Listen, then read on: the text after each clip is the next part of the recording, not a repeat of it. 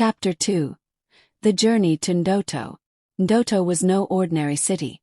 It was a place where the boundaries between the physical and spiritual worlds were thin, where magical creatures roamed the streets, and where the spirits of the ancestors watched over the living.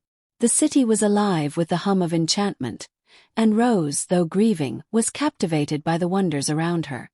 Anton's home was a large, ancient house on the edge of the city, surrounded by lush gardens and guarded by stone statues of mythical creatures. And a wise woman with a deep knowledge of the old ways welcomed Rose with open arms. Mr. James, her husband, was kind and gentle, a man of great stature who commanded respect in the city.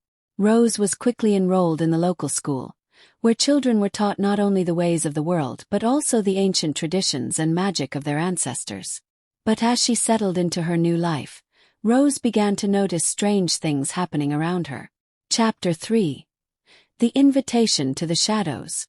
One evening, after a day of lessons, Rose was approached by a group of older girls, led by a tall, enigmatic girl named Sheila. They invited her to join them in a secret ritual in the forest. Intrigued, Rose agreed to go, unaware of the danger that awaited her. Under the cover of darkness, the girls led Rose deep into the forest, where the trees twisted into unnatural shapes and the air grew colder with each step. They arrived at a hidden clearing, where a circle of stones surrounded a flickering fire. There, in the shadows, stood the Queen Mother, a powerful witch who ruled over a secret cult that had long sought to corrupt the children of Ndoto. The Queen Mother's eyes gleamed as she looked at Rose. "You have the gift," she whispered, her voice like the rustling of leaves in the wind. "Join us, and you will know power beyond your wildest dreams." But Rose hesitated. She remembered her parents' teachings, the stories of those who had strayed from the path of light and fallen into darkness. Sensing her reluctance, the Queen Mother's expression darkened. "Refuse and you will suffer," she warned. "The shadows do not take kindly to those who defy them." Chapter 4. The Night of Terror. Rose refused the Queen Mother's offer, choosing instead to stay true to the teachings of her parents. But that night, the witches of Ndoto made their first move. As the moon rose high in the sky, Rose was awoken by a strange sound outside her window. She peered into the darkness and saw crows, cats, and bats, creatures of the night, transformed by the witch's magic, circling the house. Suddenly, the creatures attacked, smashing through the windows and filling the house with chaos. They clawed and screeched, their eyes glowing with malevolent light. Rose, terrified, hid under her bed, clutching the amulet her mother had given her for protection. Aunt and Mr. James fought back with all their might, using charms and incantations to drive the creatures away. But the attack was relentless, and Rose knew this was only the beginning. Chapter 5. The Dark Task. The next day, Rose confided in Aunt Anne, who revealed the truth about the witches. The Queen Mother's cult had been targeting children for generations, using dark magic to lure them into their ranks. Those who refused were cursed, their lives turned into nightmares. But there was more. Aunt Anne had discovered that Mr. James was under a spell, placed on him by the witches. They sought to use Rose's connection to him to break her will and force her to join them. Desperate to save her husband, and sought the help of a powerful shaman, a man known for his ability to break even the strongest curses. However, Rose's resolve was beginning to weaken.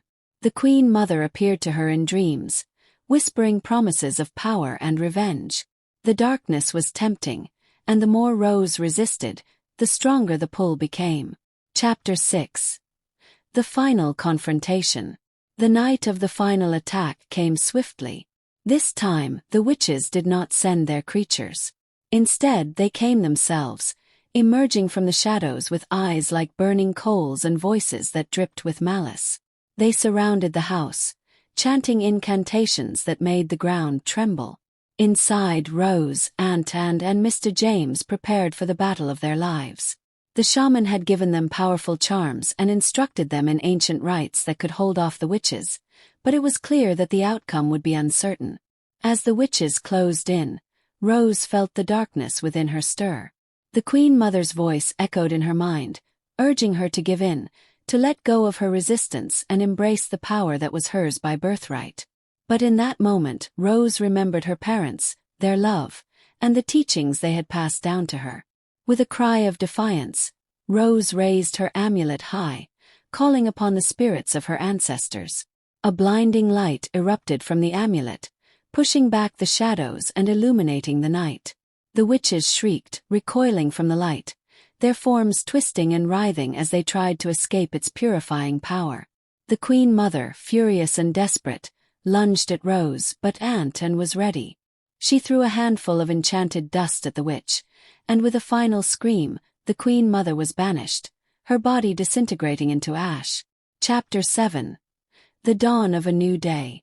With the Queen Mother defeated, the spell on Mr. James was broken, and the house was cleansed of the dark energy that had plagued it. The witches, now leaderless, retreated into the shadows, their power broken, at least for now. Rose had won, but the experience had changed her. She had faced the darkness within and emerged stronger, more aware of the delicate balance between light and shadow.